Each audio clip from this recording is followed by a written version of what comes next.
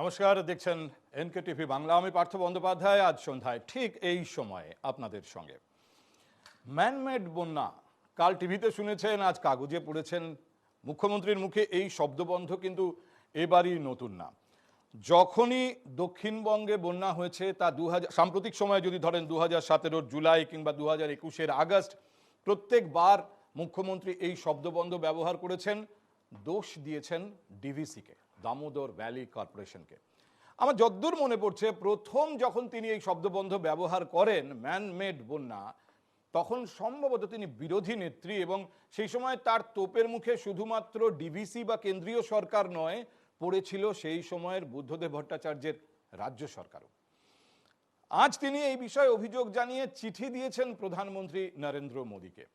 আচ্ছা, এই বিষয়টার মধ্যেও নতুনত্ব কিছু নেই। আমার যদ্দূর মনে পড়ছে, এটা আগস্ট 2021, তখনও কোভিড আবহে আমরা, ডেল্টা তখনও ফিকে হয়ে যায়নি।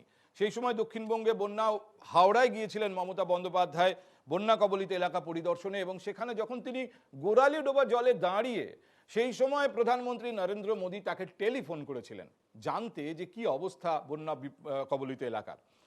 সে সময় টেলিফোনে তিনি প্রধানমন্ত্রীর সামনে তার ক্ষোভ উগরে দিয়েছিলেন, এই একই কথা বলেছিলেন বন্যাটা হয়েছে তার কারণ কিছু লোকের গাফিলতি, এবং এই গাফিলতির আঙুল অবশ্যই উঠেছিল ডিভিসির দিকে। এবং তিনি তখন বলেছিলেন যে এই পরিস্থিতি এড়ানো যেত। আজ যে 4 পাতার চিঠি মুখ্যমন্ত্রী লিখেছেন প্রধানমন্ত্রীকে, তাতেও তিনি সেই কথাই বলেছেন, এই পরিস্থিতি এড়ানো যেত। তিনি বলেছেন পাঞ্চেত বা মাইথনের জল ধারণ ক্ষমতা যেটা ম্যাক্সিমাম, সেই অবধি অপেক্ষা করা হয়নি, তার আগেই পাঞ্চেত থেকে, মাইথন থেকে জল ছাড়া হয়েছে, এবং ডিভিসি তার উপর চাপ যখন বেড়েছে তারাও জল ছেড়ে দিয়েছেন। আজকে আমরা এই নিয়ে কথা বলবো। এর সঙ্গে নতুনত্ব একটা আছে, নতুন বিষয় একটা আছে, সেটা হলো তিনি এখন মুখ্যমন্ত্রী, এবং তার নির্দেশে গতকাল থেকে ঝাড়খণ্ড সীমান্ত সিল করে দেওয়া হয়েছে। সেখান থেকে পণ্যবাহী গাড়ির চলাচল পুরো বন্ধ হয়ে গিয়েছে। এই কিছুক্ষণ আগের খবর, মুখ্যমন্ত্রীর নির্দেশে শুধুমাত্র অত্যাবশ্যকীয় পণ্য, ওষুধ, দুধ বা কাঁচা আনাজ জাতীয় কিছু পণ্যর ক্ষেত্রে ছাড় দেওয়া হয়েছে। আদারওয়াইজ এখনো পর্যন্ত ঝাড়খণ্ড বর্ডার সিল।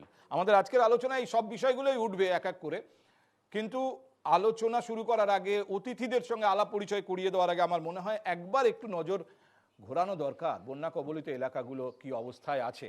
এবং আজকেও জল ছাড়া হয়েছে নতুন করে, ফলে কোথাও কোথাও অবস্থার অবনতিও হয়েছে। মূলত 4টি জেলা দক্ষিণবঙ্গের, হাওড়া, হুগলি এবং 2 মেদিনীপুর। তার মধ্যে খারাপ অবস্থা সব থেকে হুগলিরই বেশি। আমরা প্রথমে একবার দেখে নেব হুগলিতে আজকে কি চেহারা ছিল বন্যা।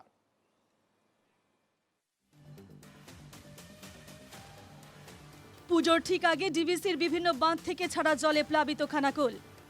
বৃহস্পতিবার রাতে ডিভিসির জল ঢুকে নতুন করে প্লাবিত হয়েছে খানাকুল 1 ও 2 নম্বর ব্লকের 24টি পঞ্চায়েত এলাকা। ভয়াবহ পরিস্থিতি খানাকুল 2 নম্বর ব্লকের মারোখানা, পানশিউলি, পলাশপাই, জগৎপুর, নন্দনপুর, রাজহাটি সহ একাধিক গ্রামের। দেখে বোঝার উপায় নেই এলাকাগুলি জনপদ নাকি সমুদ্র। এদিকে দেখাবো একেবারেই সম্পূর্ণ জলের তলায় চলে গেছে, একতলা বাড়ি ছাদের ওপরেতে দাঁড়িয়ে আছে, এবং এভাবেই তারা এই বন্যায় পরিস্থিতি মোকাবিলা করছে। আর আমরা সেই বন্যা কবলিত এলাকার ছবি তুলে ধরছি এনকে টিভি বাংলার পর্দায়। একতলা বাড়ির ছাদে উঠেছে জল। জল যেভাবে বাড়ছে তাতে দুর্গতি আরও বাড়বে বলে আশঙ্কা মানুষের। নতুন করে জল বাড়ায় ডুবে গিয়েছে বিদ্যুতের ট্রান্সফরমার, বিচ্ছিন্ন করে দেওয়া হয়েছে বিদ্যুৎ পরিষেবা।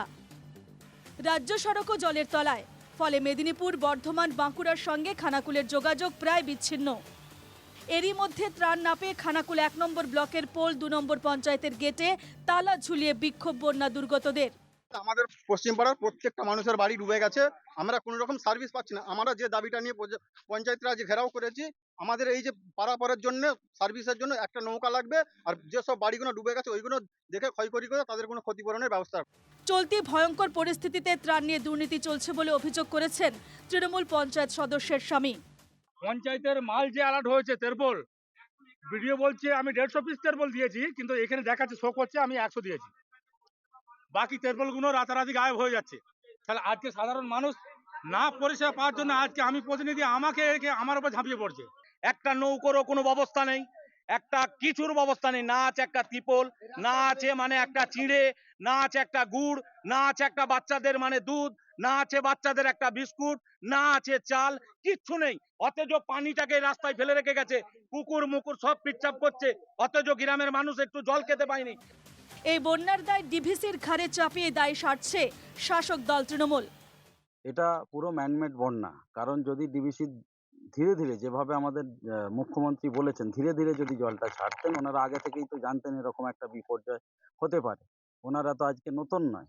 তো যে ওনাদের যেটা মুখ্যমন্ত্রী গতকাল বলেছেন যে খনন করেননি, তো ধীরে ধীরে যখন 70% হয়ে গেছে সত্যিই তো তখনই তো ছাড়তে পারতো। তাহলে বন্যা হতো খানাকুলে, কিন্তু এতটা ভয়াবহ পরিস্থিতি হতো না।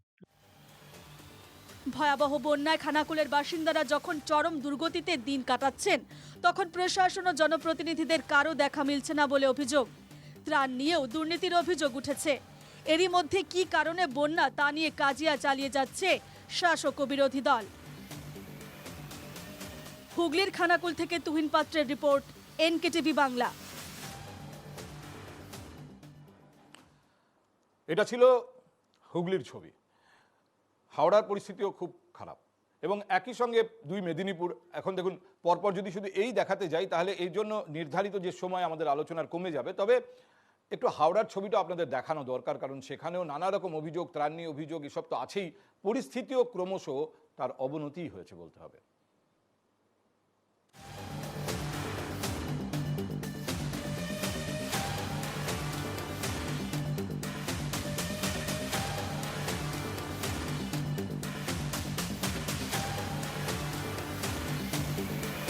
ডিভিসির ছাড়া জলে হাওড়ার উদয়নারায়ণপুর ও আমতার প্লাবন পরিস্থিতি আরও ঘোরালো হচ্ছে। দ্বীপাঞ্চল বলে পরিচিত ঘোড়াবেড়িয়া, চিতনান, বাক্সি ও ভাটোরার অবস্থা আরও খারাপ হয়েছে। বাড়িতে জল ঢুকে যাওয়ায় রাস্তার ওপর ট্রিপল খাটিয়ে থাকছে মানুষ। আমার তো বাড়ি ঘর তো সব ডুবে গেছে, একতলার উপর জল। এখানে মাঝে মধ্যে বন্যা হয়, ডিবিসি জল ছাড়লে আমরা এই ব্রিজে এসে থাকি প্যান্ডেল করে। অন্যান্য বারে যেভাবে বন্যা হয় এবারে কি আরো বেশি মনে হচ্ছে? হ্যাঁ, অন্যান্য বারের মতোই হচ্ছে আর কি। আমাদের গ্রামে অনেক জল, ঘরে জল উঠে গেছে, ওই জন্য আমরা এখানে এসে বসে আছি ব্রিজেতে। হ্যাঁ হ্যাঁ, বন্যা হলেই মানে আমাদের এদিকে আসতেই হয় প্রত্যেক বছর, কোনো বছর বাদ যায়নি। আমতার বন্যা কবলিত এলাকায় ব্লক প্রাণী সম্পদ দপ্তরের পক্ষ থেকে গবাদি পশুর জন্য শিবির খোলা হয়েছে। সেই শিবির থেকে দেওয়া হচ্ছে ওষুধ। হাওড়া আমতা ও হাওড়া উদয়নারায়ণপুর রাজ্য সড়কও জলের তলায়, যোগাযোগ ব্যবস্থা সম্পূর্ণ বিচ্ছিন্ন।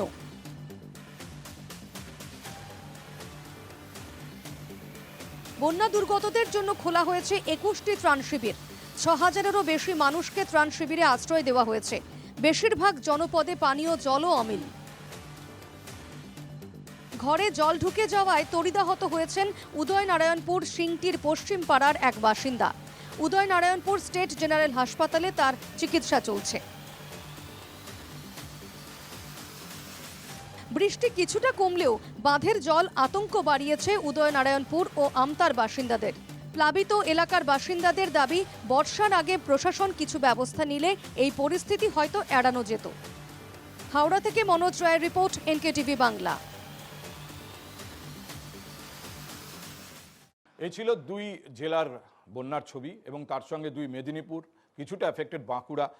এখন মমতা বন্দ্যোপাধ্যায়ের চিঠি আজকের আলোচনার অবশ্যই প্রাইমারি সাবজেক্ট। আমরা প্রাথমিকভাবে মুখ্যমন্ত্রীর চিঠি নিয়ে কথা বলবো এবং আমি আপনাদের বলছিলাম ম্যানমেড বন্যা এই শব্দ বন্ধ, মমতা বন্দ্যোপাধ্যায় শুধুমাত্র প্রচারের জন্য এই শব্দ বন্ধ ব্যবহার করেছেন, লোককে শোনানোর জন্য, বাংলার মানুষকে শোনানোর জন্য বলা যাবে না। কারণ মুখ্যমন্ত্রীর চিঠিতে এই শব্দ বন্ধ ব্যবহার করেছেন প্রধানমন্ত্রীকে যে চিঠি তিনি লিখেছেন। আজ আমাদের সঙ্গে টেবিলে যারা রয়েছেন আসুন আলাপ করিয়ে দিই। রাজ্যের শাসক দল তৃণমূল কংগ্রেসের তরফ থেকে আজ জুঁই আমাদের সঙ্গে রয়েছেন, জুঁই বিশ্বাস রয়েছেন, সিপিআইএম নেতা ফয়াজ আহমেদ খান, আমাদের সঙ্গে রয়েছেন ভারতীয় জনতা পার্টির প্রতিনিধি অধ্যাপক দীপঙ্কর সরকার, জনতা পার্টির বিজেপির মুখপাত্র হিসেবে, এবং রয়েছেন বিশিষ্ট সাংবাদিক আমার অগ্রজ আশিস ঘোষ। আমি আজকের আলোচনা ভেবেছিলাম প্রথমে শাসক দলকেই প্রশ্ন করব, কারণ এই ম্যানমেড বন্যা নিয়ে নানা রকম মুক্তি আমরা বিরোধীদের মুখে শুনছি, কিন্তু আগে ফয়াজ সাহেব, আপনাকেই প্রশ্ন করতে চাই। আপনি জানেন যে প্রথম এই ধরনের আক্রমণের মুখে বুদ্ধদেববাবু সরকার পড়েছিল, মুখ্যমন্ত্রী তখন বিরোধী নেত্রী মমতা বন্দ্যোপাধ্যায় ম্যানমেড বন্যার কথা বলেছিলেন, কিন্তু ম্যানমেড বন্যা কথাটা তিনি শুধু প্রচারের জন্য ব্যবহার করছেন বলে আপনারা যে দাবি করেছিলেন তা কিন্তু সত্যি নয়। এই জন্য আমার মনে হচ্ছে তিনি ম্যানমেড বন্যাটা মুখ্যমন্ত্রী যখন প্রধানমন্ত্রীকে চিঠি লিখছেন তাতে মেনশন করছেন। আসলে উনি তো সবটাই যা হয় ইচ্ছা বলে দেবেন। না না, যা ইচ্ছা না, এটা কেন man-made ম্যানমেড? হচ্ছে। আমি আপনাকে এটা লাইনগুলো fact, পড়ে আমি শোনাতে বলে পারি। দিচ্ছি। I am compelled to call it a man-made flood, a situation engineered by sheer neglect and turning a blind eye to sustain request from a stakeholder and long-suffering state government like us to address the technical, mechanical and managerial issues concerning the DVC system. বারবার তিনি বলেছেন, বারবার অনুরোধ জানিয়েছেন, যেটা কাজ হয়নি তাহলে ম্যানমেড নয় তো কি? ঠিকই, ম্যানমেড তো বটেই, আমিও বলছি ওটা ম্যানমেড। কারণ হচ্ছে যে ডিভিসিকে যেখানে বলছেন, তো ডিভিসিতে তো সব প্রতিনিধি, রাজ্য সরকারের প্রতিনিধি আছে, সেখানে তো আলোচনার ভিত্তিতেই সবটা হয়, তাহলে সেখানে তার প্রতিনিধি কি করছে, এটা হচ্ছে 1 নম্বর। দ্বিতীয় হচ্ছে শুধু উনি যদি দামোদর ভ্যালিকেই ডিভিসিটাকেই বলেন, তাহলে বাকিগুলো কি করেছেন? বাকি তো ওনার যে ড্যামগুলো রয়েছে, মুকুটমণি হোক, কংসাবতী হোক, কোলাঘাট, যেগুলো যেটা রয়েছে, সেই ক্ষেত্রে কি হয়েছে, মেনটেন্সের ব্যাপারে কি হয়েছে? ধরুন দুর্গাপুর ব্যারেজের, আমার এটা মনে আছে 2009-10 সালে তখন ওখানে একটা সার্ভে হয়েছিল যেখানে পলি জমে আছে, ওটা পরিষ্কার করতে হবে।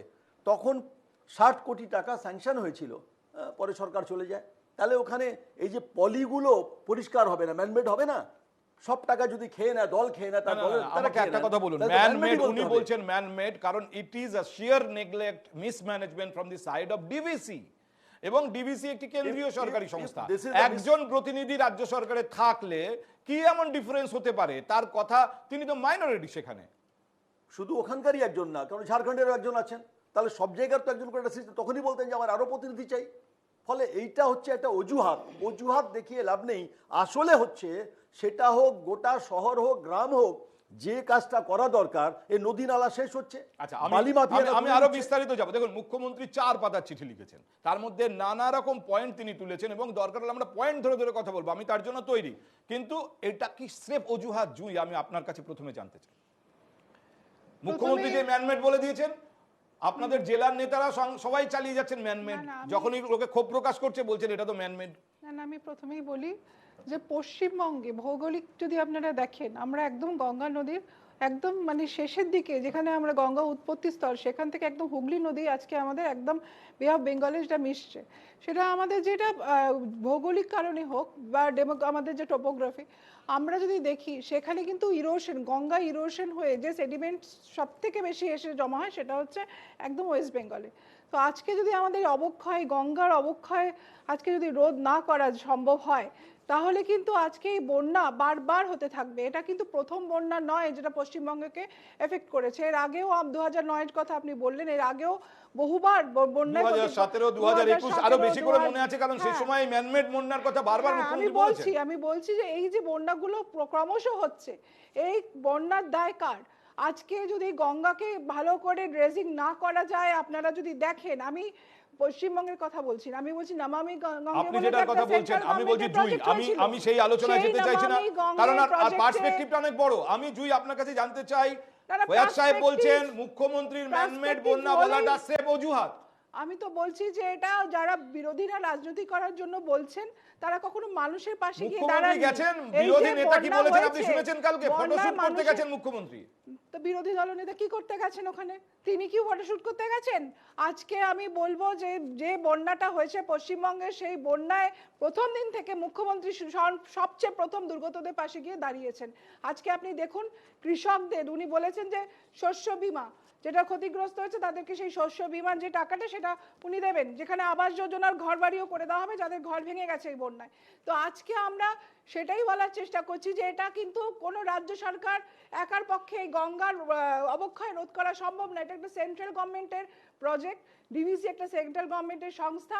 মাইথন, পাঞ্চেত, এই বাঁধ এইগুলো ডিভিসি থেকে যে জল ছাড়া তার একটা নিয়ম রয়েছে। বেশ, আমরা এক এক শেষ করে মুহূর্তে জুই, আমরা DVC এক এক একটা করে মেল এক করে এক করে রাজ্য মুখ্যমন্ত্রী- সরকারকে জানিয়ে জল ছাড়তে পারে না। জুই, মুখ্যমন্ত্রী- এইভাবে জল মুখ্যমন্ত্রী ছাড়া mention করেছেন। কোনোভাবেই সেন্ট্রাল গভর্নমেন্টের এটা ম্যানমেড এবং ইচ্ছাকৃত, এটা বলতে বাধ্য হচ্ছে বেশ, আমি বারবার আমি আমরা। আমি আপনাকে আরো বলার সুযোগ দেবো। মুখ্যমন্ত্রী চিঠিতে যা যা মেনশন করেছেন আমরা এক এক করে সেই পয়েন্টে যাব, কিন্তু তার আগে আমি একটু অধ্যাপক সরকার আপনার কাছ থেকে জানতে চাই, দেশের বা রাজ্যের যারা বিরোধী দলনেতা হন তাদের তো অন্যরকম একটা দায়িত্ব থাকে। শুধুমাত্র মুখ্যমন্ত্রীকে আক্রমণ করা, ব্যক্তি আক্রমণ করাই কি বিরোধী দলনেতার উদ্দেশ্য হতে পারে? মুখ্যমন্ত্রী গেছেন বন্যা কবলিত এলাকায়, স্থলপথে গেছেন এবং সেখানে দাঁড়িয়ে তিনি পরিস্থিতি পর্যালোচনা করছেন, সরকারি আধিকারিকদের নির্দেশ দিচ্ছেন, আর বিরোধী দলনেতা বলছেন উনি ফটোশুট করতে গেছেন। আপনার মনে থাকবে গতবার যখন 2019-এর বন্যার কথা বলছেন, আপনারা জানেন যে হুগলিতে, হাওড়া থেকে হুগলিতে গিয়ে উনি যেখানে রাস্তা আছে, রাস্তা দাঁড়িয়ে রয়েছেন সাংবাদিকরা, তারা জলে নেই, তারা ডাঙায় দাঁড়িয়ে আছেন, আর উনি হেঁটে গিয়ে জলের মধ্যে গিয়ে একজন আধিকারিকের নিয়ে কথা বলছেন। 21 সাল। নিজে এই 21 সালের বন্যা এটাই এক প্রমাণ করেছিল, তখন তো সেটা হয়েছিল কিসমেরি ফটো। কিসমেরি ফটোর জন্য সাংবাদিকরা ডাঙায় দাঁড়িয়ে রয়েছেন, উনি জলের মধ্যে গিয়ে ছবি তুলেছেন, এটা তো অসত্য নয়। দ্বিতীয় কথা, এবারের জন্য সত্যি সত্যি তো এরকমভাবে কেন বললেন বিরোধী দলের নেতা? আসলে বিরোধী দলের নেতা বলেছেন তো, আমরা শুধু বিরোধী দলের নেতা কেন বলছে, সারা বাংলার বন্যা কবলিত যে এলাকাগুলো গেছে, ছেড়ে দিন আমাদের বিরোধী দলের, বিজেপি বিরোধী দলের আছে, তারা বলবে স্বাভাবিক ব্যাপার, যে এলাকায় গেছে সেই এলাকার মানুষ কি বলছে? তারা বলছে 24টা গাড়ি নিয়ে এসে মুখ্যমন্ত্রী শুধু উড়িয়ে চলে যাচ্ছেন, আমাদের এখানে কিছু নেই, না আছে জল, না আছে কি। গ্রামের মহিলারা আপনাদের মিডিয়ার মাধ্যমে দেখেছেন, আমি ওই প্রসঙ্গে যাব। আমরা দেখিয়েছি একটু আগে মানুষের ক্ষোভের কথা আমরা দেখিয়েছি। আমি বলছি সে কথা নয়, আমি বলছি মুখ্যমন্ত্রী যে কথা বলছেন সেটা আপনি কি করে অস্বীকার করবেন? আপনি মুখ্যমন্ত্রী অস্বীকার করবেন? আমাদেরকে মুখ্যমন্ত্রী এই কথাটা আজকে বলেনি। মুখ্যমন্ত্রী যখন বিরোধী দলের নেত্রী ছিল, আপনি স্বীকার করতে, আপনারা তো আপনি পার্থদাটি বললে মনে করতে পারবেন 2004 সালে প্রথম এই কথাটা যখন আমাদের উত্তর 24 পরগনা বিস্তীর্ণ অঞ্চলে বন্যা হয়েছিল, উনি বনগাঁ দিকে গিয়ে এই কথাটা প্রথম ম্যানমেড বন্যা বলেছিলেন, এবং সেই ঘটনাটাকেই আবার নতুন করে বলার চেষ্টা করছে। আসলে কি হয়, বন্যা আসলে উনি ব্যাখ্যা করেছেন দীপঙ্কর, আমি একটু আপনাদের দেখাই, এক মিনিট আমি বলে সবাইকে শেষ করে সবাইকে দেখাতে চাই। অসম্পূর্ণ থাকে, আমি প্লিজ দীপঙ্কর ফিরে আসবো, শেষ করে নিয়ে আমি শেষ করে, আপনি পরে শেষ করবেন। আমি আমাদের সবাইকে একটা মুখ্যমন্ত্রীর চিঠিতে যা যা উল্লেখ করা আছে সেগুলো সম্পর্কে অবহিত করতে চাই, কারণ মুখ্যমন্ত্রী এই 4 পাতার চিঠিতে তিনি ব্যাখ্যা করেছেন কেন এটাকে ম্যানমেড বলা হচ্ছে বা তিনি কেন বলছেন। কিন্তু তার আগে মুখ্যমন্ত্রীর চিঠিতে রয়েছে, তিনি দাবি করেছেন অন্তত 1000 বর্গ কিলোমিটার এলাকা প্লাবিত হয়েছে এবং 50 লক্ষ লোক নানাভাবে প্রভাবিত হয়েছেন, অর্থাৎ ক্ষতিগ্রস্ত হয়েছেন। কারুর শস্য ক্ষতিগ্রস্ত হয়েছে, কারুর ঘরবাড়ি ক্ষতিগ্রস্ত হয়েছে, বা অন্যান্যভাবে সব মিলিয়ে প্রায় 50 লক্ষ লোক এই যে বন্যা তাতে ক্ষতিগ্রস্ত হয়েছেন। 2009-এর পর এত ক্ষতি, এত বড় বন্যার চেহারা এর আগে 2009-এর পর আর দেখা যায়নি। এই কথা কিন্তু মুখ্যমন্ত্রীর চিঠিতে রয়েছে। আসুন মুখ্যমন্ত্রী সেই চিঠিতে আর কি লিখেছেন। প্রধানমন্ত্রীকে তিনি লিখছেন যে 16ই সেপ্টেম্বর রাতে ডিভিসির চেয়ারম্যানকে তিনি ফোন করেছিলেন, যতটা সম্ভব কম জল ছাড়ার অনুরোধ করেছিলেন। 17 তারিখ ভোর থেকেই জল ছাড়া শুরু করে দেয় ডিভিসি। 3 দিনে প্রায় 5 লক্ষ কিউসেক 8.31 একর ফিট জল ছাড়া হয়েছে এবং তিনি বলছেন মাইথন আর পাঞ্চেতে যা ম্যাক্সিমাম ক্যাপাসিটি সেই অবধি অপেক্ষা করা হয়নি, তার আগেই জল ছেড়ে দেওয়া হয়েছে। So this is man-made. আমি এই কথাটাই বলছি, তাহলে যদি ম্যানমেড জল যদি না ছাড়তো, বাঁধগুলো ভেঙে যদি জল আসতো, তাহলে পরিমাণটা কোথায় দাঁড়াতো? অপেক্ষা করা হয়নি, তাহলে মাইথন পাঞ্চেতে আরো জল ধরার ক্ষমতা ছিল। মমতা ব্যানার্জি সবকিছুকেই যুক্তরাষ্ট্রীয় কাঠামে, তিনি তো আর বাংলার মুখ্যমন্ত্রী নেই, তিনি বাংলার প্রধানমন্ত্রী হয়ে গেছেন। নাহলে যে সমস্ত সিদ্ধান্ত তিনি নিয়েছেন, ন্যাশনাল হাইওয়ে বন্ধ করা থেকে শুরু করে একের পর এক যে সমস্ত সিদ্ধান্ত নিচ্ছেন, যুক্তরাষ্ট্রীয় কাঠামো এরকম বলা যায় না। যদি বাদটা আমি আপনাকে যে প্রশ্ন করেছি আপনি তার উত্তর দিন। আমি একটু আশিসদার কাছে শুনতে চাই। 1 মিনিট দীপঙ্কর, এখানে আশিসদা আছেন। আশিসদা কয়েক দশকের সাংবাদিকতার অভিজ্ঞতা, অনেক বন্যা খবর উনি দেখেছেন, মুখ্যমন্ত্রীকে বিরোধী নেত্রী দেখেছেন। আশিসদা, মুখ্যমন্ত্রী তার চিঠিতে বলছেন, এক মিনিট, মুখ্যমন্ত্রী তার চিঠিতে বলছেন, আমি আপনাকে পড়ে শোনাই আশিসদা, the release could have been deferred especially in view of the emergency provision of encroaching beyond the maximum flood management levels at the Maithon and Panchet reservoirs. কোথাও 495 feet of Maithon and 425 feet for Panchet. এই অবধি অপেক্ষা করা হয়নি? It could have been deferred. Ashis দা, দেখো পার্থ, এখানে বসে আমার একটা কথা নিজের মনেই হচ্ছে আর কি, যে কোনটা বেশি দুর্ভাগ্য।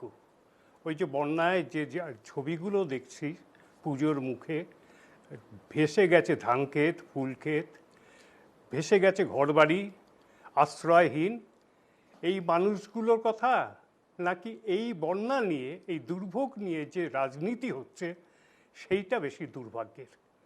প্রথম কথা হচ্ছে এটা ম্যানমেড কি ম্যানমেড নয় সে বিতর্ক পাশে রেখেও বলবো যে আজকে উচিত ছিল সব দলের সবার আগে বলা যে বন্যার্ত মানুষগুলোর পাশে দাঁড়াই, ওটা আমার মানবিক কাজ, ওটাই আমার রাজনীতি। তারপর দেখো এই যে ডিভিসির তো একটা ইতিহাস আছে। ইতিহাসটা হচ্ছে যে যখন বিশেষ করে 1945-46 ভয়ঙ্কর বন্যা হয় এই দামোদরের, এবং তার ফলে প্রায় 10 সপ্তাহ কলকাতা বিচ্ছিন্ন ছিল বাকি ভারতের সঙ্গে। স্বাধীনতার পর তোমার বিহারের প্রথম মুখ্যমন্ত্রী শ্রীকৃষ্ণ সিংহ, আমাদের বিধানচন্দ্র রায়, এরা যৌথভাবে দরবার করেন জওহরলাল নেহরুর কাছে যে আমাদের একটা মাস্টার প্ল্যান দরকার। সেখানে আমেরিকান নদী বিশেষজ্ঞ তাদের সঙ্গে কথা বলে আমাদের এই ডিভিসি, দামোদর ভ্যালি কর্পোরেশন তৈরি হয়। বিশাল কমান্ড এরিয়া। তখন তো আর ঝাড়খণ্ড ছিল না, তখন বিহারই ছিল। এবার একের পর এক 55, 56, 57 একের পর এক ড্যাম, পরে একদম পরে দুর্গাপুর ব্যারেজ, এই তোমার ডিভিসি সিস্টেমে চলে এলো। মোটামুটি 4টে বাঁধ, একটা ব্যারেজ। এবার এই যে তোমার বিবাদ, যেটা তুমি লক্ষ্য করে দেখো সবসময় কিন্তু এই ম্যানমেড অর ম্যানমেড নয় এই ধরনের একটা বিবাদ, কিন্তু তার আড়ালে যেটা রয়ে যায় যে যখন যৌথভাবে এইটা হয়েছিল ডিভিসি, তখন কিন্তু কতগুলো নিজেদের মধ্যে স্বীকৃত নিয়ম ছিল। অর্থাৎ যেমন ধরো প্রতি 3 ঘন্টা অন্তর তোমার জলস্তর মাপা হবে, এবং স্বাভাবিক যেখানটা জলাধার সেখানে যদি জলের স্তর উপরে ওঠে তখন একটা সংকট হয়, কিছুটা জল ছাড়তে হয়। এখন এক মিনিট আমি বলতে চাই যে দেখো এই যে জয়েন্ট মেকানিজম বলে একটা কথা আছে, এখানে 2 রাজ্য, এখন ঝাড়খণ্ড এবং পশ্চিমবঙ্গ, তাদের প্রতিনিধি আছে, ডিভিসির প্রতিনিধি আছে, তারা বিশেষজ্ঞ, সেচ দপ্তরের উচ্চপদস্থ লোকজন সেখানে রয়েছে। এটাই সিস্টেম, এটাই গৃহীত সিস্টেম। বিবাদটা হচ্ছে যে আমি আগাম জানাচ্ছি না জানাচ্ছি না, এটা তো কোনো অস্বীকার, মুখ্যমন্ত্রী তা বলছেন না। আরে আমি আপনাকে বলছি, আমি যে পয়েন্টটা নিয়ে আলোচনা করতে চাই, আরে আমি সেখানেই আসছি। মুখ্যমন্ত্রী বলছেন যে ম্যাক্সিমাম লিমিট অবধি অপেক্ষাই করা হয়নি, আরে আমি তো সেটাই বলছি যে নিজেদের মধ্যে, যেখানে এমনকি তুমি জানো আবহাওয়া দপ্তরের সঙ্গেও একটা যোগাযোগ রাখতে হয়, এবার নিজেদের মধ্যে যে জয়েন্ট মেকানিজম, এরা অনবরত যোগাযোগ রাখে এবং জলস্তরটা মাপে এই কারণেই যে এমন একটা পর্যায়ে আসে যখন জলটা ছাড়তে হয়। তুমি জানো যে ডিভিসির জল ছাড়লে একেবারে দক্ষিণবঙ্গে একটা বিরাট এলাকা ভেসে যায়, বছরের পর বছর এই ছবি। তুমি ঘাটার মাস্টার প্ল্যান, আমি তো জন্ম থেকে শুনে আসছি, কার দায়িত্ব, কে করবেন? কেন্দ্র করার দায়িত্ব ছিল না? তুমি একতরফা মমতাকে বা রাজ্য সরকারকে দোষ দিয়ে লাভটা কি? কেন্দ্রের দায়িত্বগুলো আমি কাউকে একতরফা দোষ দিচ্ছি না, আমি এই জায়গাটা ধরতে চাইছি। আরে তোমার কথা বলছি না, ধরো যে ড্রেজিং, কার দায়িত্ব ছিল? আজকে গঙ্গার চেহারা দেখেছো, ড্রেজিং এর অবস্থা। আমি এই পয়েন্টগুলোতে এক এক করে আসবো, তার কারণ মুখ্যমন্ত্রী প্রত্যেকটা পয়েন্টটা চিঠিতে উল্লেখ করেছেন, কিন্তু আগে এইটার ফয়সলা হওয়া দরকার। মুখ্যমন্ত্রী যখন অভিযোগ করেন ফয়াজ সাহেব, তখন আমরা ধরে নেব যে এই ঘটনার কোনো সারবত্য আছে। তিনি তো তার নেটওয়ার্ক থেকে, তার যে টিম রয়েছে, বিশেষজ্ঞরা রয়েছেন রাজ্য সরকারে, তাদের কাছ থেকে ইনপুট নিয়ে তিনি লিখছেন। যদি সত্যি ডিফার করা যেত এবং সেটা যদি না করা হয়ে থাকে, তাহলে সেটা কি ম্যানমেড নয়? না, আমার হচ্ছে কয়েকটা বিষয়ে, সেটা হচ্ছে উনি ধরুন বললেন ডিভিসির ক্ষেত্রে বলা হচ্ছে ছেড়ে দিল, যদিও সেখানে প্রতিনিধি, তার রেগুলেশন কমিটি আছে যেখানে রাজ্য সরকারের প্রতিনিধি আছে। এবার ধরুন মুকুটমণিপুর, তো 24 তারিখে কথা ছিল 24 তারিখে ছাড়া হবে, তা আগে কেন হয়ে গেল? দুর্গাপুর ব্যারেজ ধরুন 2017 সালে, হ্যাঁ রাজ্যের, না উপর থেকে যদি জলের প্রেশার আসে তখন তো এখানেও বাধ্য হয়ে ছাড়তে হবে। আমি কেন বলছি, ধরুন প্রেশারটা এলে বেরোনোর তো রাস্তা দিতে হবে। আমার যদি পলি জমে যায় সেটা পয়েন্টটাই তো পরিষ্কার আপনি না এড়িয়ে হয়। যাচ্ছেন ফয়াদ সাহেব। আবার মুখ্যমন্ত্রী বলছি, বলছেন ম্যাক্সিমাম যে লিমিট পাঞ্চেত এবং মাইথনে সেই অবধি ওয়েট করা হয়নি। দোষটাকে ঢাকার জন্য এইসব বলে যাচ্ছেন। ঠিকই, কেন্দ্রীয় সরকারের একটা দায়িত্ব আছে, নিশ্চয়ই তাকে করতে হবে, কিন্তু রাজ্য সরকার কি বাদ দিয়ে?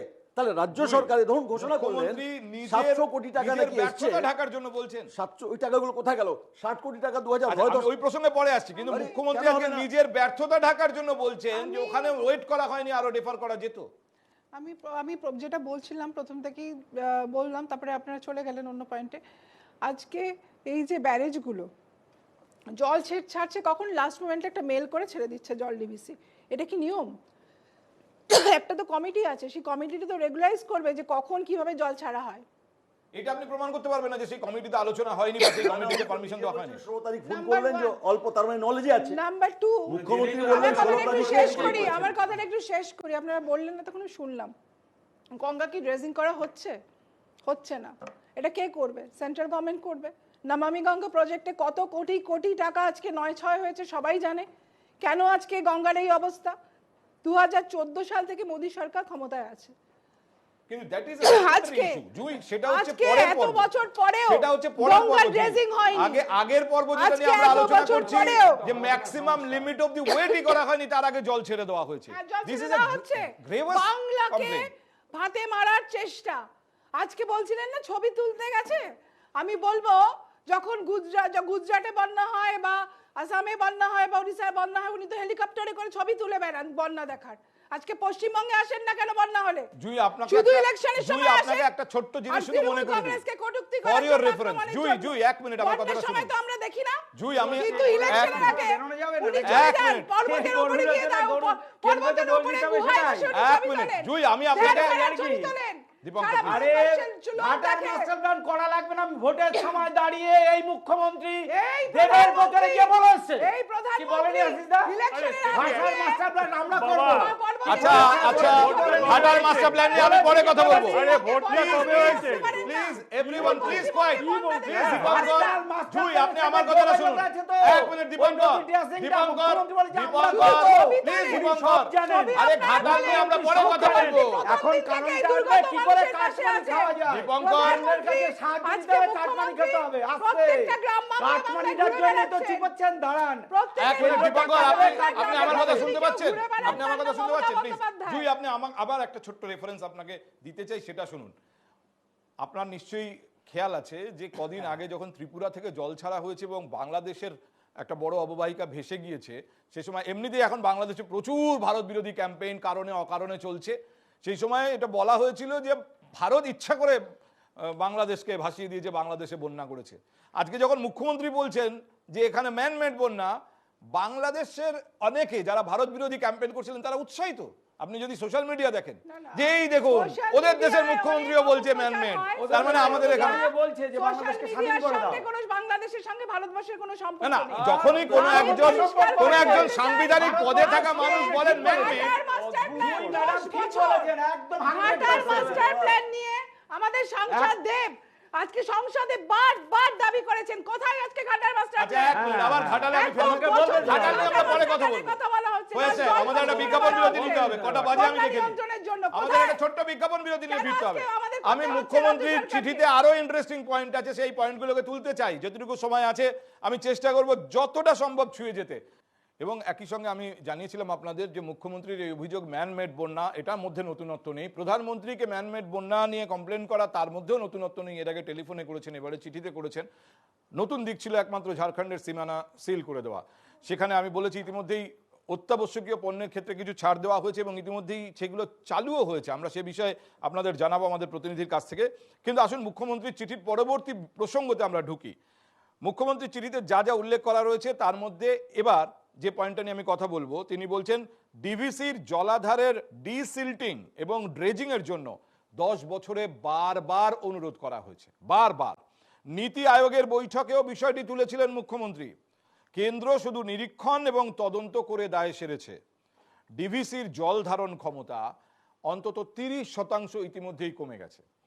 অর্থাৎ ড্রেজিং, ডিসিল্টিং বারবার 10 বছর ধরে মুখ্যমন্ত্রী বলে আসছেন। দীপঙ্কর, এটা আপনারা কি করে অস্বীকার করবেন? নাকি ও অববাহিকায় শুধু বেঙ্গল কাজেই এটার জন্য পয়সা খরচা করার দরকার নেই, এটা তো কখনো কোনো কেন্দ্রের নীতি হতে পারে না।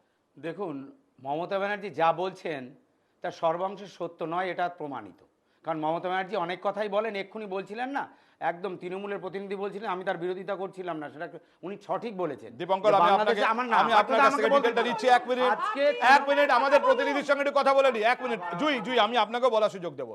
আমি একটুখানি ওই ঝাড়খণ্ড সীমানা আংশিকভাবে যে খুলে দেওয়া হয়েছে সেই বিষয়টি কনফার্ম করে নিই। সুতপা সেন আমাদের প্রতিনিধি রয়েছেন আমাদের সঙ্গে। সুতপা, ইতিমধ্যেই কি অত্যাবশ্যকীয় পণ্য হিসেবে যে গাড়িগুলো যে অত্যাবশ্যকীয় পণ্য বহন করছে সেগুলো কি খুলে দেওয়া হয়েছে? সেই ছবিও কি আমরা পেয়েছি?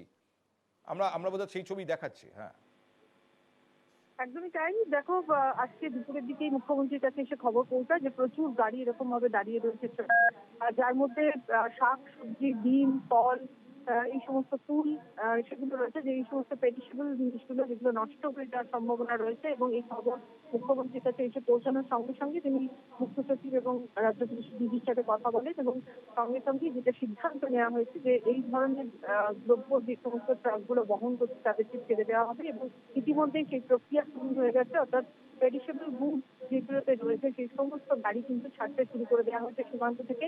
এবং ধাপে ধাপে অন্যান্য গাড়িও কিন্তু ছাড়া হবে, অর্থাৎ সীমান্ত পুরোপুরি খুলে দেওয়া হবে এমন সিদ্ধান্তের পথেই কিন্তু নবান্ন হাঁটছে বলে আমরা জানতে পারছি। তবে ধাপে ধাপে প্রাথমিকভাবে এই সমস্ত পচনশীল দ্রব্যগুলো যে সমস্ত ট্রাকে বা গাড়িতে রয়েছে তাদেরকে আগে ছাড়া হচ্ছে এবং তারপরেই বাকি সব গাড়িও ছেড়ে দেওয়া হবে বলে আমরা জানতে পারছি। সুতরাং আমরা যতদূর জানি মুখ্যমন্ত্রীর নির্দেশ ছিল 3 দিনের জন্য সিল করে দেওয়া হোক, তাহলে ব্যাপারটা আর 3 দিন থাকছে না, কাল সকালের মধ্যে পরিস্থিতি স্বাভাবিক হয়ে যাওয়ার সম্ভাবনা। একদমই তাই। যেটা আমরা জানতে পারছি যে প্রশাসন সূত্রে যে এখন কিন্তু সমস্ত গাড়ি ছাড়ার সিদ্ধান্তই নিয়েছে। তবে যেমনটা তোমাকে বললাম যে ধাপে ধাপে ছাড়া হবে, প্রাথমিকভাবে এই সমস্ত গাড়িগুলো ছাড়া হবে, তারপর এই গাড়িগুলো সমস্ত বেরিয়ে যাওয়ার পর তারপরে অন্যান্য গাড়িও ছাড়া হবে।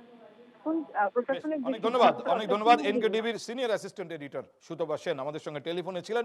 এবং আমি এই প্রসঙ্গে আপনাদের আরো জানিয়ে রাখি যে ইতিমধ্যে বিষয়টি নিয়ে জল গড়িয়েছে, তীব্র প্রতিক্রিয়া জানিয়েছিলেন শুভেন্দু অধিকারী, রাজ্যের বিরোধী দলনেতা। এবং আজ সন্ধ্যেবেলা তিনি এ নিয়ে ন্যাশনাল হাইওয়ে অথরিটির প্রধানকে চিঠি পর্যন্ত লিখেছেন, চিঠি লিখেছেন রাজ্যের গভর্নরকে। এবং তারপরে আবার রাজ্য সরকারের এই সিদ্ধান্ত সামনে এলো। আমার পরিকল্পনায় এই আলোচনায় একটা অংশে এই বিষয়টি নিয়ে কথা বলার ইচ্ছে ছিল। আমি ফিরে আসি মুখ্যমন্ত্রীর চিঠি। ডিভিসির জলাধারের ডিসিল্ডিং ড্রেজিং এর জন্য 10 বছরে বারবার অনুরোধ করেও ব্যর্থ হয়েছেন তিনি। দীপঙ্কর, এর কি জবাব আপনার কাছে আছে? দেখুন, আমার কাছে এর কি জবাব আছে, তার থেকে বড় কথা মুখ্যমন্ত্রী এই ধরনের কথা বলেছেন তার কোনো প্রমাণ মুখ্যমন্ত্রী দিতে পারে না। কারণ এই মুখ্যমন্ত্রী নীতি আয়োগের বৈঠকে গিয়ে বলেছেন। আরে দাদা, নীতি আয়োগের বৈঠকে উনি কবার গেছেন আপনি দেখান তো। পার্থদা নীতি আয়োগের তো বলেননি, 5 মিনিট বলে বেরিয়ে এসেছিলেন কি পয়সা? আরে একবার বলাই যথেষ্ট। আবার বলুন। এই যে মুখ্যমন্ত্রী বলেন, পার্থদা আপনি যতই তৃণমূলকে গার্ড করার চেষ্টা করুন, আপনি নীতি আয়োগের বৈঠকে তো উনি 5 মিনিট বলে বেরিয়ে চলে এসেছিলেন। কখন ডিভিসির কথা বললেন? সবাই জানে নীতি আয়োগের বৈঠক থেকে বেরিয়ে এসেছিলেন, আর কোনোদিন আসবে না বলে এসেছে। মুখ্যমন্ত্রী অসত্য বলেন, সেই অসত্য বলাটাকে একটা আছে। দ্বিতীয় একটা কথা, ডিবিসির থেকে আমি বিদ্যুৎ নেব, সেই বিদ্যুৎ আমার রাজ্যকে আলোকিত করবে। ডিবিসির বাঁধ থেকে জলটা নেব না। আজকে ডিবিসির বাঁধটা যদি ভেঙে যায়। আরে ম্যাডাম চুপ করুন, আপনি আমাকে বলতে বলেছে, আপনার নাম আমি আপনাকে বলার সুযোগ দেব, বলার সুযোগ দেব। আপনার নাম দীপঙ্কর শেষ করুন, মহিলা হয়ে শেষ করুন, সময় নষ্ট হচ্ছে। দীপঙ্কর, এবার ব্যাপারটা হচ্ছে কি, এই তৃণমূল কংগ্রেস এখন একটা বড় ফর্দ দেবে। এত হাজার কোটি টাকা লস হয়েছে, সাহায্য পাঠান। এতদিন তৃণমূল কাটমানি খেত, আজকে তৃণমূলের কাউন্সিলর অপহরণ ধরা পড়েছে। মমতা ব্যানার্জি অপহরণ কাণ্ডে তৃণমূলের অভিযোগ বুঝেছি, মমতা বন্দ্যোপাধ্যায় অসত্য বলেন। আরে তৃণমূলের প্রতিনিধিকে জবাব দিতে দিন। জুই এবার বলুন, 1 মিনিট আমি আপনাকে বলার সুযোগ দিচ্ছি। জুই এবার আপনার উত্তর গুছিয়ে বলুন, আপনার উত্তর গুছিয়ে বলুন। মুখ্যমন্ত্রী বলছেন 10 বছর তদবির করছেন, কিন্তু কেন্দ্র কোনো ভূমিকা নেই, শুধু নিরীক্ষণ হয়, তদন্ত হয়, কিন্তু কাজের কাজ হয় না। আমি আবার বলছি পার্থদা, 10 বছরে নীতি আয়োগের বৈঠক নিশ্চয়ই একবার হয়নি। মুখ্যমন্ত্রী সেভারাল টাইম চিঠি দিয়ে জানিয়েছেন, বারবার নীতি আয়োগের বৈঠকে এই কথা জানানো হয়েছে। আরে আপনি এইভাবে বলবেন না, আপনাকে বলতে দিন, আপনাকে আবার বলার সুযোগ দেব। 5 মিনিটে বেরিয়ে আসছে। মুখ্যমন্ত্রী আপনি শুধু আমাকে নয়, block করছেন, সংসদে ভুলভাল আজকে বলছেন। প্রশ্ন করেছেন, আমাদের সংসদ দেবও প্রশ্ন করেছেন। হ্যাঁ, দেব বলেছে বহুবার মাস্টার মমতা ঘাটাল ব্যানার্জি করে মাস্টার প্ল্যান দেবেন, নিয়ে আজকে কেন্দ্রীয় কেন সরকার করেনি লাগবে না। Central government? কেন মুখ্যমন্ত্রী আজকে প্রতিশ্রুতি দিচ্ছেন যে যত তাড়াতাড়ি সম্ভব ঘাটাল মাস্টার প্ল্যান আমরা করে দেব? কেন সেন্ট্রাল 13 গভর্নমেন্ট বছরে নিজের করতে দায়িত্ব পারলেন না উনি। কেন নিজের দায়িত্ব আজকে অস্বীকার 13 করছে? বছরে করতে পারলেন আজকে না। ফেডারেল স্ট্রাকচার বলে তো একটা কথা আছে। হ্যাঁ। আজকে ফেডারেল স্ট্রাকচারের নিজেই মধ্যে বলেছে লাগবে আজকে না। কিছু এক করবেন মিনিট না। দীপঙ্কর, আপনি আজকে অন্যকে 10 ডিস্টার্ব বছর, করবেন না, তাহলে আজকে আপনিও 10 কথা বলতে গেলে অন্যরা 2014 ডিস্টার্ব করবেন। থেকে উনি তো করছেন না, 2024 জুই, আমি- মোদি গভর্নমেন্ট জুই এবার একটু ফয়াজ সাহেবের কথা কিছু করতে পারলেন না। এবার একটু ফয়াজ সাহেবের কথা শুনবো। ফয়াজ সাহেব বলুন। মুশকিল হচ্ছে না, আমি ওখান থেকে বলি আশিস বাবুর কথা থেকে, যে বিজেপি তৃণমূল দুজন মিলে সবটাকে ঘেঁটে দিয়ে মানুষের দুর্দশায় যে ভুগছে সেখান থেকে মুখটাকে ঘুরিয়ে দিচ্ছে। এখানে আসলে একজন অ্যালিগেশন কাউন্টার অ্যালিগেশন, এটা তো ঠিকই, উনি কথা বলছেন আমাদের বিধানচন্দ্র রায়, জওয়াহরলাল নেহরু, ওই তো তখন ছিল 7খানা ব্যারেজের কথা, 7খানা ড্যামের কথা ছিল, 4খানা হলো, তারপর আর হয়নি, সরকার তার গুরুত্ব দেয়নি, যাই হোক সেগুলো আলাদা ব্যাপার। কিন্তু এই যে দায়িত্ব রাজ্য সরকার এবং কেন্দ্রীয় সরকার উভয়ের, এই দায়িত্বটাকে কেউ এড়িয়ে যেতে পারবে? ড্রেজিংয়ের কথা যদি বলা হয়, ঠিকই বলছেন, তৃণমূলের পক্ষ থেকে যিনি বলছেন এটা ঠিকই বলছেন, কেন্দ্রীয় সরকার গুরুত্ব দেয়নি বলে তো কলকাতা পোর্টের আজকে এই অবস্থা। দ্বিতীয়ত হচ্ছে রাজ্য সরকার সেখানে কি করলো? রাজ্য সরকার তার এই যে ধরুন 2017 সালে দুর্গাপুর ব্যারেজটা ভেঙে গেল, তার কারণ ছিল পলির টাকা কোথায় গেল, কেন হয়নি? দ্বিতীয় হচ্ছে, যদি নদীগুলো এই যে নিকাশি ব্যবস্থাগুলো ঠিক না থাকে, মানুষকে ভুগতে হবে, আজকে তো সেটাই হচ্ছে।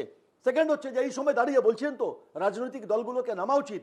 আমাদের পার্টি, এটা জেনে রাখুন, আপনাকে বলছি আশিস বাবু, আমাদের পার্টি রাজ্য সম্পাদক মোহাম্মদ সেলিম কালকে প্রেস কনফারেন্স করে বলেছেন মানুষের পাশে দাঁড়াতে হবে, আপনাদের রেড বাড়ির ভলেন্টিয়ারকে লোকই নামতে নেই, হবে। শূন্য আবার বাড়ি বলতে নিয়ে দিন, ঘুরে বলতে বসে দিন, আছেন দাদা, আপনাদের বাড়ি ওইভাবে পাচ্ছেন শেষ তো? করবেন না, এই এটা তো হচ্ছে। কিছু, আপনাদের আর বাড়ি বলে কিছু। কাটমানি খাওয়ার ক্ষেত্রে তৃণমূলকে দিলে তৃণমূল আর সেলিম আর আপনি বিজেপি বলে ভালো বলে গেছে বলুন তাহলে। আছে, এটা তো ডকুমেন্ট আছে কাটমানি ডকুমেন্ট, ফলে এই ডকুমেন্ট আছে, কাটমানি খাচ্ছেন বলেই তো এই বলা হয়েছিল। আজকে দেবের কথা বলেন ঘাটাল, ইলেকশনের আগে বলা হলো মাস্টার প্ল্যান স্যাংশন হয়ে গেছে, আজকে তো মানুষ দাবি করছেন কোথায় গেছে। আমি একটু কি পরের হয়েছে? প্রসঙ্গে আসি, ফলে আমাদের হাতে সময় কমে ফলে আছে। মানুষের পাশে দাঁড়ান। ফয়াজ সাহেব, হয় না, আমি একটু মুখ্যমন্ত্রী সময় তো চিঠির লাগবে, আমি সেটা মুখ্যমন্ত্রী implement চিঠির আরেকটা ছোট্ট অংশ, ইনফ্যাক্ট আজকে আমি মুখ্যমন্ত্রী চিঠির এটাই বলবো চতুর্থ এবং শেষ অংশ আপনাদের সামনে রাখতে চাই।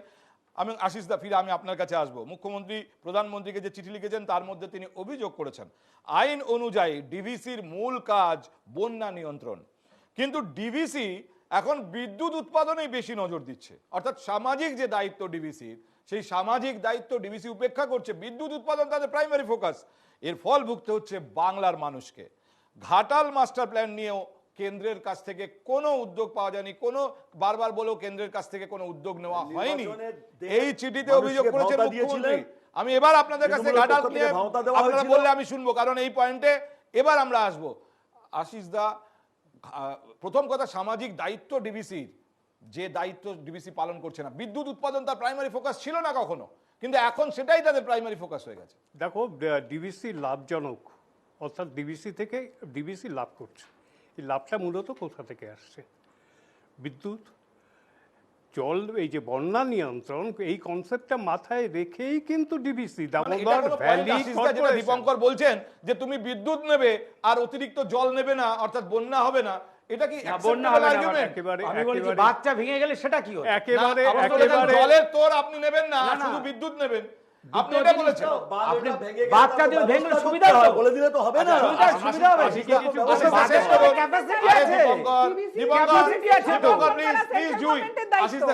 আমি কি কিছু বলবো? আচ্ছা, সেটা হলো যে দেখো, মূলত কিন্তু বন্যা নিয়ন্ত্রণ, তোমাকে আগেই বলেছিলাম যে স্বাধীনতার আগে বিপুল বন্যা, সেটা মাথায় রেখেই বন্যাটা কিভাবে এই দামোদর ঘাটি বলে, যা দামোদর উপত্যকা, সেইখানে কিভাবে নিয়ন্ত্রণ করা যায়, এটাই ছিল প্রাইমারি লক্ষ্য। এর জন্যই ডিভিসি, দামোদর ভ্যালি কর্পোরেশন, যেটা বলেছেন সেটা ঠিক। এবারে দ্বিতীয়ত যেটা আমার মনে হয় খুব অবান্তর তর্ক, এটা তো সব শিশুও জানে যে জলস্তর বাড়লে যদি না ছাড়া যায় তাহলে বাঁধ ভেঙে যাবে। এ তো বলার বাহুল্য। কোশ্চেন হচ্ছে এই বার্ডেনটা আমার বাংলা নেবে কেন, আমার দক্ষিণবঙ্গ বারবার নেবে কেন? যদি আমি ঠিকঠাক নিয়ন্ত্রিত জল ছাড়তে পারি, সে আমি এর আগেও 34 বছর তো একটা সরকার ছিল নাকি, তো একই তো সমস্যা। এই যে ঘাটালের সমস্যা আজকের তো নয়, একইভাবে বামফ্রন্টও বলেছে। সুতরাং সেভাবে একইভাবে সেটা আমি বলবো কেন্দ্রের দ্বারা উপেক্ষিত হয়েছে। অন্যান্য অনেক প্রকল্প হয়েছে, কিন্তু এই প্রকল্পে সেই অর্থে কিছু হয়নি। যেমন কিনা এবং গঙ্গা এই যে ভাবন। ড্রেজিং ডিসিল্টিং এখানেও তো দায়িত্ব অবশ্য পালন এবার করেনি এটা DVC। তো একটা সোজা কথা, তো রকেট সায়েন্স লাগে না যে একটা জলাধারে ডিসিল্টিং করতে হয়, জল না হলে তো জল ধারণ ক্ষমতা কমে যাবে। এইগুলো তো সাইমালটেনিয়াসলি দরকার হয়েছিল কিনা সেটা কার দায়িত্ব?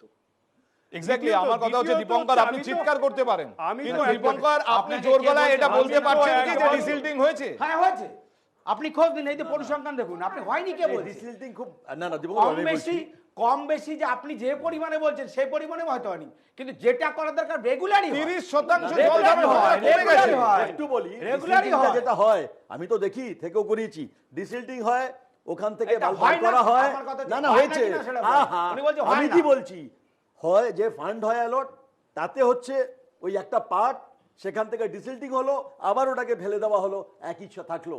কখনো ওই পলিগুলোকে তুলে ওখান থেকে সরিয়ে কোথাও ফেলতে হবে এটা থাকে না। করাপশনটা সেই জায়গায় কাটমানির কথা বলছিলেন না, আসলে তৃণমূল আর বিজেপির মধ্যে ফারাক নেই কাটমানিতে। এই কাটমানি খাওয়া আর আপনার কাটমানিতে শূন্য হয়ে গেছে, জায়গা থেকে বেরোতে পারছেন না, বলতে পারবেন শূন্য হয়ে গেছে ইলেকট্রাল বন্ড এই বলতে কারণে। পারবেন, একদম ইলেকট্রাল বন্ড বলতে পারবেন। আচ্ছা, এটা কি আজকের প্লিজ দীপঙ্কর, এটা কি আজকের বিষয়? আপনি অন্যদিকে চলে যান। আরে বলছে কেন? আপনি বলবেন আর কেউ বলবেন না। আমাকে কভার করবেন না, না, that is not an আপনি argument. ওদেরকে বলুন। That is not an argument. হ্যাঁ, আপনাকে এটাই তো। আপনাকে আপনি সমালোচনা আমাকে আপনাকে সমালোচনা সহ্য করা ধৈর্য দেখাতে হবে। 2009-10 সবাই একসঙ্গে বললে কারুরটা শোনা যায় না। দুর্গাপুর ব্যারেজের পলি আমি আপনাকে বলার সুযোগ আপনাকে এই বলার তৃণমূল সুযোগ দেব। সরকারকে দিয়ে গেলাম, কি হলো টাকাটা? বেশ, এবার জুই আপনি বলুন। আমার কথা হচ্ছে মুখ্যমন্ত্রী বলছেন ডিসিল্টিং হয়নি, আর দীপঙ্করের দাবি পরিসংখ্যান দিয়ে তিনি বলছেন ডিসিল্টিং হয় এবং ডিসিল্টিং হয়েছে। পরিসংখ্যান আরে দিন না। ডিসি লিঙ্কিং না হলে কি ওনাকে বলতে বলেছেন কি? থাকতো? বলুন। পরিসংখ্যান দিক না, কেন্দ্রীয় সরকার দিক পরিসংখ্যান, যে কোথায় কত ডিসেল্টিং হয়েছে। আজকে আমাদের পশ্চিমবঙ্গ, আপনারা দেখছেন না উত্তরাখণ্ডে কত বন্যা হচ্ছে। যদি ডিসেল্টিং হতো গঙ্গাতে, তাহলে আজকে উত্তরাখণ্ড থেকে উত্তরপ্রদেশে আজকে বেনারসে যাওয়ার সময় আপনি দেখবেন মাঝখানে চড়া পড়ে গেছে। আমি বলছি না, ট্রেনে করে যাবেন, মাঝখানে দেখবেন ওপারে গিয়ে লোকজন পিকনিক করছে। আজকে যদি ডিসেল্টিং হতো, আজকে হতো, Namami Gange Asian development bank 30,000 crore rupees sanction হয়েছিল। আজকে প্রাইভেট কন্ট্রাক্টরকে দিয়ে কোটি কোটি টাকা 9-6 করে ওই নমামি গঙ্গে প্রজেক্টকে ফেলিয়ার। কেন এতটাই দুর্নীতি হয়েছে নমামি গঙ্গেতে, আজকে কোনো গঙ্গা নদীর ইরোশন রোধ করা সম্ভব হয়নি, আজকে কোনোভাবে গঙ্গাকে ক্লিন করা সম্ভব হয়নি। আজকে ডিসেল্টিং যদি হয়ে থাকতো, পশ্চিমবঙ্গে আজকে বারবার পর্যন্ত আজকে আমরা অংশীদার হতাম না। যখনই আজকে ঝাড়খণ্ড, যখনই আজকে জল বেশি হচ্ছে পশ্চিমবঙ্গে ঢেলে দিচ্ছেন। তো আজকে যদি গঙ্গা যদি আজকে ক্লিন থাকতো, ড্রেজিং হতো, এই পরিমাণ বন্যা হতো বেশ, হওয়া সম্ভব আমার ছিল কথা না। আমার একটা ছোট্ট প্রশ্ন জুই, যে হতে পারে যে ড্রেজিং ডিসিল্টিং নিয়ে অভিযোগ আছে, হতে পারে যে মুখ্যমন্ত্রী মনে করছেন অতিরিক্ত জল আরো ধারণের ক্ষমতা ছিল, আরো কিছুক্ষণ অপেক্ষা করা যেত, এবং তিনি বলছেন আমি নিজে চেয়ারম্যানের সঙ্গে কথা বলেছি, তারপরেও এরকম ভাবে জল ছেড়ে দেওয়া হলো। কিন্তু এই অভিমান বা এই ক্ষোভ এর বহিঃপ্রকাশ কি এরকম হতে পারে যে প্রতিবেশী রাজ্যের সঙ্গে সীমানা সিল করে দাও? না, সীমানা সিল করার অন্য কারণ ছিল। যখন কারণ সীমানা সিল করার সিদ্ধান্ত নেওয়া হয়েছিল, তখন জাতীয় সড়কে অলরেডি প্রচুর জল ছিল, জলের তলে গাড়ি ভেসে যেতে পারে, সেটা একটা আশঙ্কা ছিল। এটা অ্যাকসেপ্টেবল আপনি বলছেন? হ্যাঁ, আপনি এটা দায়িত্ব নিয়ে বলছেন? হ্যাঁ, এরকম কোনো ছবি কিন্তু আমরা পাইনি যে জলে জাতীয় সড়ক জলের নিচে চলে সেই গেছে। সেই সময়ে কিছুক্ষণের জন্য বন্ধ করা হয়েছিল। আমার পরে সাংবাদিক জীবনে জুই আমি অনেক বন্যা বন্যা কভার করেছি, যেখানে জাতীয় সড়ক, এশিয়াটিক ব্যাংকের, এশিয়ান ব্যাংক ডেভেলপমেন্ট ব্যাংকের টাকায় তৈরি সড়ক সব জলের নিচে গেছে, রেল লাইন ভেসে গেছে, আমার অভিজ্ঞতা আছে। আমি প্রায় 3 দশক সাংবাদিকতা করছি। এবারে কোথাও জাতীয় সড়কের ওপর জল উঠে গেছে খবর আমার কাছে ছিল না। অত্যাবশ্যকীয় পণ্যের যা যা ছিল সমস্ত কিন্তু ছেড়ে দেওয়া হয়েছে রাজ্যের মুখ্যমন্ত্রী। আজকে কিন্তু কোনো কিছু বন্ধ করা হয়নি। আজকে কিন্তু দেখুন সমস্ত ট্রাক কিন্তু ছেড়ে দেওয়া হচ্ছে। উনি তো বলেছিলেন 3 দিন বন্ধ রাখবেন, আজকে কোনো চাপে পড়ে গিয়ে তিনি খুলে দিতে বাধ্য হলেন। সেই সময়ের জন্য হয়তো সাময়িক কিছু সময়ের জন্য হয়তো ডিসিশন না হয়েছিল, পরবর্তীকালে কিন্তু সেই ডিসিশন রেকটিফাই করে সব ছেড়ে দেওয়া হয়। আপনি জুই আমার কথা শুনুন। আমি মুখ্যমন্ত্রীর মুখে শুনেছি ডিভিসির সঙ্গে সম্পর্ক রাখবো না, এবং তারপরেই শুনেছি ঝাড়খণ্ডের সীমানা সিল করে দাও। তো এগুলো থেকে মনে হচ্ছে উনি ক্ষুব্ধ, ডিভিসির উপর ক্ষুব্ধ, ঝাড়খণ্ডের উপর ক্ষুব্ধ, তাই সীমানা সিল করে দিচ্ছেন। আজকে সেন্ট্রাল গভর্নমেন্ট যদি বারবার বিমাতৃসুলভ আচরণ করে, আজকে যদি যখন অন্য রাজ্যে বন্যা হচ্ছে সেখানের জন্য আর্থিক প্যাকেজ হয়, আজকে পশ্চিমবঙ্গে বন্যা হলে তার জন্য কোনো আর্থিক প্যাকেজ হয় না। আজকে যদি ওড়িশায় বন্যা হয় উনি আর্থিক প্যাকেজ ঘোষণা করবেন, আজকে যদি আসামে বন্যা হয় উনি আর্থিক প্যাকেজ ঘোষণা করবেন। সাংবাদিক কিন্তু হিসেবে পশ্চিমবঙ্গের মানুষ যদি জলের তলায় আমি ফিরে আসবো আবার আপনার কাছে, এখন হাতে একটু সময় আছে। সাংবাদিক হিসেবে আশিসদার প্রতিক্রিয়া চাই, তার জন্য কোনো আর্থিক প্যাকেজ থাকবে না। প্লিজ জুই, আশিসদার প্রতিক্রিয়া আছে। আশিসদা, প্রতিবেশী রাজ্যের সঙ্গে সীমানা সিল করে ব্যাপারটা আপনি কিভাবে দেখছেন? খুবই খারাপ, খুবই নিন্দনীয়। প্রথম কথাতে যুক্তরাষ্ট্রীয় কাঠামো, ঝাড়খণ্ড আমাদের সেই অর্থে দেখতে গেলে ইন্ডিয়া জোটেরও একজন শরিক, সেই রাজ্যকে হঠাৎ, এইটা আমি বলবো নিজার্ক রিয়াকশন, হঠাৎ রিয়াকশন, মানে তাৎক্ষণিক রিয়াকশন। মুখ্যমন্ত্রী কালকেই বন্যার যখন দেখছিলেন তখন তিনি নিজেই বলছিলেন যে এটা একটা আমাদের বিরুদ্ধে চক্রান্ত, ম্যানমেড বন্যা এবং ঝাড়খণ্ডের জন্য দায়ী, ঝাড়খণ্ডকে দায়ী করেছিলেন। হ্যাঁ, ঝাড়খণ্ড দায়ী। তারপরেই যখন জাতীয় সড়ক বন্ধ হয় তখন তো ধরেই নিতে হয় এটা তার প্রতিক্রিয়া। আমার ধারণা এই ধরনের প্রতিক্রিয়া না হওয়াই ভালো। দুটো প্রতিবেশী রাজ্য সদ্ভাব নিয়ে থাকবে এবং শুধু তাই না, তীব্র প্রতিক্রিয়া বিভিন্ন রাজনৈতিক শিবির থেকে এসেছে। আমি একটু আমাদের দর্শকদের দেখাতে চাই এই নিয়ে কি বলেছেন অধীর চৌধুরী, প্রদেশ কংগ্রেস সভাপতি, প্রাক্তন সাংসদ। শুধু এখানে না, ভারতবর্ষের যেখানে বাঁধ আছে রাজ্যের অধীনে সেখানটায় কেন্দ্র রাজ্য মিলে এই জল ছাড়ার পরিকল্পনা করা হয়। তো এই যে জল ছেড়ে দিল বাংলার মানুষকে না জানিয়ে, সেই জলে আমাদেরকে ডুবিয়ে মারা হচ্ছে, এটা তো অনেক বড় অপরাধ। সেই অপরাধের শাস্তি চেয়ে আপনি মুখ্যমন্ত্রী হাইকোর্ট বা সুপ্রিম কোর্ট যাচ্ছেন না কেন? আপনার কাছে আমার চ্যালেঞ্জ থাকলো, আপনি যাবেন না, তার কারণ আপনি নিজে জানেন আপনি মিথ্যা কথা বলছেন। ডাহা মিথ্যাবাদী বাংলার মুখ্যমন্ত্রী আরেকবার প্রমাণ করলেন। এই প্রসঙ্গে তীব্র প্রতিক্রিয়া শুভেন্দু অধিকারীও দিয়েছিলেন। শুভেন্দু অধিকারীর প্রতিক্রিয়া আপনাদের দেখিয়ে নিয়ে এই রাজ্য সড়ক বন্ধ নিয়ে। কালকে বলেছেন না ডিবিসির সঙ্গে কাট আপ করে দিতে, উনি কি জানেন যে পশ্চিমবাংলার পশ্চিমাঞ্চলের 7 থেকে 8টি জেলায় আলো জ্বলে, কারখানা চলে, ট্রেন যায় ডিবিসির বিদ্যুতে? একটা পাওয়ার প্ল্যান্ট করতে পারেননি, 1 ইউনিট বিদ্যুৎ নতুন করে জেনারেশন করতে পারেননি, ডিবিসির উপর নির্ভর করেন, আবার ডিবিসিকে সঙ্গে সম্পর্ক কাট আপ করবেন বলেছেন। আমি আপনাকে চ্যালেঞ্জ করছি, আপনি যদি মুখ্যমন্ত্রী হয়ে বলে থাকেন আজকে বিকেলের মধ্যে ডিবিসির সঙ্গে সম্পর্ক ছিন্ন করুন, রাজ্যের 8টা জেলা অন্ধকারে ডুববে। জুই, প্রতিক্রিয়া তো শুনলাম, কিন্তু কথাটা হচ্ছে যে এরা তো বাংলার মানুষের জন্য কখনো নেমে বন্যা দুর্গতদের পাশে যায় না, বসে বসে প্রেস কনফারেন্স করা যায়। কিন্তু বাংলার মুখ্যমন্ত্রী পরিদর্শন করতে গেছেন, ঘটনাস্থলে গিয়ে দেখছেন বাংলার মানুষ জলের তলায়, তাদের কাছে খাদ্যদ্রব্য যাচ্ছে না, তাদের ওষুধ নেই, তাদের জল নেই খাওয়ার। আজকে যদি তার রিয়াকশন সেটা হয়ে থাকে সাময়িকভাবে, কারোর যদি রাগ হয়ে থাকে যে হ্যাঁ আমার রাজ্যের মানুষ যেখানে দুর্গত, আমার রাজ্যের মানুষ যেখানে খাদ্যদ্রব্য পাচ্ছে না, রিয়াকশন মানে রিয়াকশনে তিনি একটা জাতীয় সড়ক বন্ধ করে দিলেন। রিয়াকশনটা হতে স্বাভাবিক, তার ক্ষমতা আছে বলে। এখানে ক্ষমতার কোনো কথা হচ্ছে না। আমরা আবার বলেছি সড়ক বন্ধ করা যথেষ্ট সময়, কারণ ছিল সেই সময় জল প্রচুর বেশি ছিল, এখন সিদ্ধান্ত নিয়ে অল্প অল্প করে সব গাড়ি ছেড়ে দেওয়া হচ্ছে।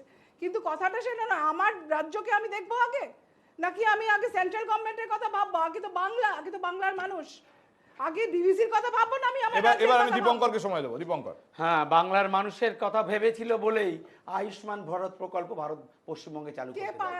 দ্বিতীয় কথা, আজকের প্রসঙ্গে থাকুন দীপঙ্কর, আজকের প্রসঙ্গে থাকুন প্লিজ। জুই, জুই প্লিজ, দ্বিতীয় আজকের প্রসঙ্গে থাকুন। আজকের পশ্চিমবঙ্গে সবাই দ্বিতীয় কথা হচ্ছে কি, বলছিলেন না কেন তুলে নিল?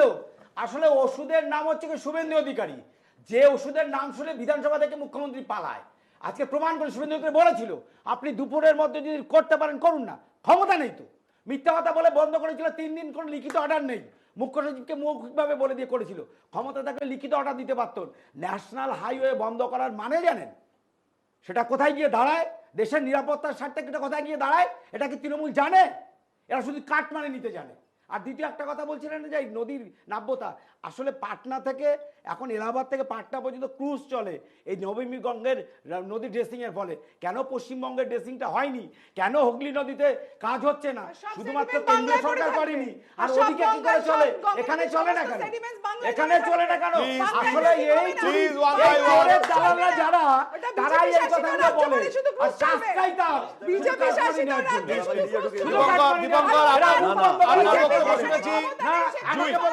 আমি আপনাকে কোঅপারেট করলে আপনাকে আমি শেষে আবার সুযোগ দেব।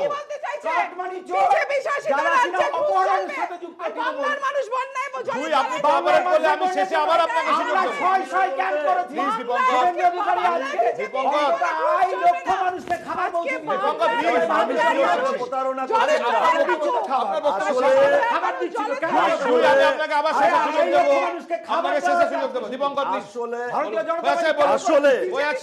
তৃণমূল আর বিজেপি এই হইচইয়ের মধ্যে দিয়ে মানুষের সঙ্গে প্রতারণা করছে, এক। দ্বিতীয় হচ্ছে ক্রুজের কথা বলছেন, মানুষ কিন্তু ওই ক্রুজ চায় না। গ্রামের মানুষ যারা হচ্ছে, যাদেরকে ত্রাণ পৌঁছচ্ছে না, এমনকি মুখ্যমন্ত্রী যে জায়গায় আজকে গিয়ে ছবি তুলেছেন জলে নেমে, ওখানে 2017 সালে ছবি তুলে বলেছিলেন 700 কোটি টাকা পেয়ে গেছি, সমস্যা সমাধান। 2023 সালে ব্যানার লাগানো হয়েছিল তৃণমূলের পক্ষ থেকে, এখন সেটা কোথায়?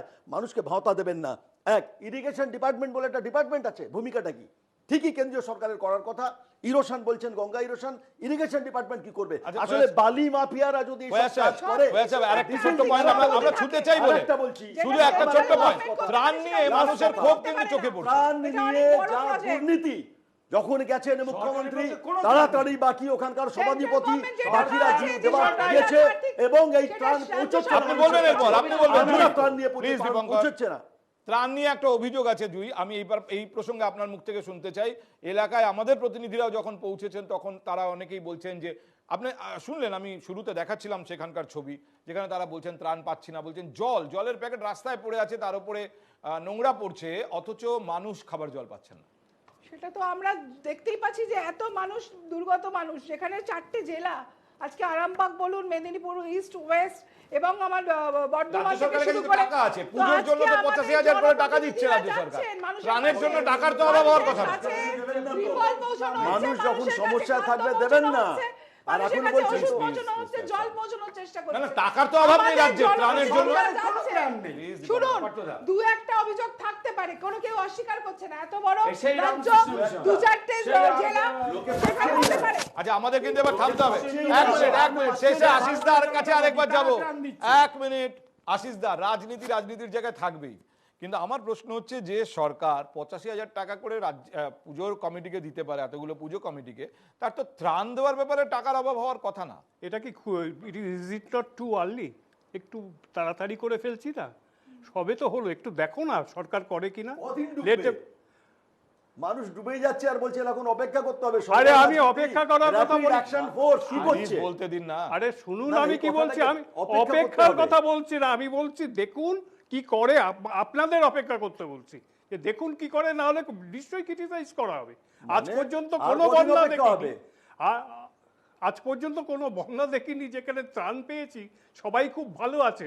আপনাদের আমলেও ফেয়ার সাহেব এমন কোনো বন্যা দেখিনি যেখানে মানুষ বলেছেন পর্যাপ্ত ত্রাণ পাচ্ছি, আর যেখানে মানুষ রাজনীতি হয়নি এরকম আমরা দেখেছি। এমনকি আপনার মনে আছে কিনা জানি না, রামকৃষ্ণ মিশনের খিচুড়ির যে ডোঙা, তার মধ্যে সিপিএম এর ফ্ল্যাগ পোতা হয়েছিল। সে তো আমাদেরই দিশ। দেখুন, আজকে আর এই বিতর্কে এগিয়ে নিয়ে যাওয়া যাবে না। আমি পরিস্থিতি একটা কথা প্লিজ কিন্তু আজকে অনেক ধন্যবাদ আশিস দা, আপনাকে অনেক ধন্যবাদ। দীপঙ্কর সরকার, ফয়াজ আহমেদ খান, জুই বিশ্বাস, যারা আজকে আমাদের সময় দিয়েছেন, আপনাদের প্রত্যেককে অসংখ্য ধন্যবাদ। দেখুন, বন্যা পরিস্থিতি কালকের থেকে আজকে কিছুটা খারাপ হয়েছে, কারণ অতিরিক্ত জল আরো ছাড়া হয়েছে আজকে 50,000 কিউসেকের মতো। আগামীকাল কি হবে আমরা জানি না, আমরা আশা করব যে যদি জল ছাড়া, কারণ একটু বৃষ্টি কমেছে, তবে আবার নতুন করে নাকি নিম্নচাপ তৈরি হচ্ছে বঙ্গোপসাগরে। সব মিলিয়ে পরিস্থিতির দিকে আমাদের নজর থাকবে, প্রয়োজনে এ নিয়ে অনেক কথা হবে, আরও কথা হবে। আপাতত আমাদের এখানে থামতে হবে। অনেক ধন্যবাদ আপনাদেরও আমাদের সঙ্গে থাকার জন্য। আপনারা দেখছেন NK টিভি বাংলা।